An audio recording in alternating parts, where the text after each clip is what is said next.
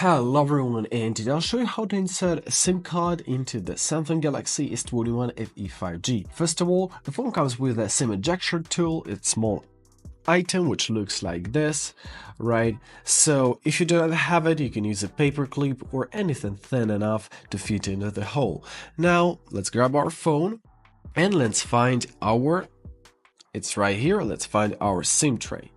So grab your SIM ejecting tool and find a little hole on your SIM tray. Enter the SIM ejecting tool, give yourself a little bit of push, and simply take out our SIM tray.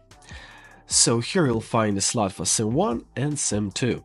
So grab your SIM card, enter it into the slot, just like this. Make sure that the contacts are facing up. Now once again, grab your phone and put back your SIM tray. That's okay. Easy as that.